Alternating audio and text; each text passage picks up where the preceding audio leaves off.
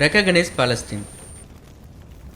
பல நாடுகள் பாலஸ்தீனை அங்கீகரிக்கணும்னு சொல்கிறாங்க. சில நாடுகள் அதற்கு எதிர்ப்பு தெரிவிக்கிறாங்க.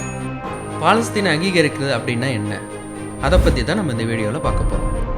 பாலஸ்தீனை அங்கீகரிக்கிறது அப்படின்னா பாலஸ்தீனுடைய அரசு மற்றும் அதிகாரத்தை சர்வதேச அளவில் ஒப்புக்கொள்வது, பாலஸ்தீனை ஒரு தனி நாடாக ஏற்றுக்கொள்வது.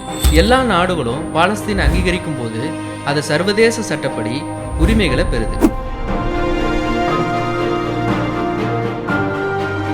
இந்த உரிமைகளை பெறும்போது ஒப்பந்தங்கள் செய்ய, தூதரகங்கள் திறக்க, உலக சந்தையில் வர்த்தகம் செய்ய மற்றும் ஐநா போன்ற அமைப்புகளில் பங்கேற்க பாலஸ்தீனால் முடியும். இது மட்டும் இல்லாமல் வர்த்தகம், அறிவியல், மனித உரிமைகள், பாதுகாப்பு போன்ற பல துறைகளிலும் நன்மைகள் கிடைக்கும். கடந்த செப்டம்பர் 2025 நிலவரப்படி 150க்கும் மேற்பட்ட நாடுகள் பாலஸ்தீனத்தை அங்கீகரிச்சிருக்காங்க. எகிப்து, ஜோர்டான், சவுதி அரேபியா போன்ற அரபு நாடுகளும், ஆப்பிரிக்கா, நைஜீரியா, அல்ஜீரியா போன்ற ஆப்பிரிக்க நாடுகளும், இந்தியா, சீனா, இந்தோனேசியா, பாகிஸ்தான் போன்ற ஆசிய பசிபிக் நாடுகளும், ஸ்வீடன், அயர்லாந்து போன்ற ஐரோப்பிய நாடுகளும், பிரேசில், அர்ஜென்டினா போன்ற 150க்கும் மேற்பட்ட நாடுகள் பாலஸ்தீனத்தை அங்கீகரிச்சிருக்காங்க.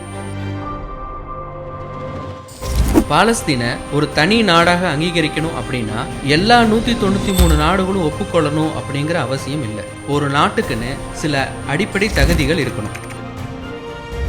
நிலையான மக்கள் தொகை, வரையறுக்கப்பட்ட நிலப்பரப்பு, அரசாங்கம், மற்ற நாடுகளுடன் உறவு வைத்துக் கொள்ளும் திறமை, இவை இருந்தாலே ஒரு தனி நாடாக கருதப்படும். அந்தபடி பாலஸ்தீனுக்கு இப்பவே ஒரு தனி நாட்டுக்கான தகுதி இருக்கு. ஆனா இப்பவே 150க்கும் மேற்பட்ட நாடுகள் பாலஸ்தீனத்தை ரெகக்னைஸ் பண்ணியிருக்காங்க. இன்னும் 30க்கும் மேற்பட்ட நாடுகள் இன்னும் அங்கீகாரம் கொடுக்கல. அவங்க எல்லாரும் அங்கீகரித்தா பாலஸ்தீனுக்கு இன்னும் பெரிய சப்போர்ட் கிடைக்கும்.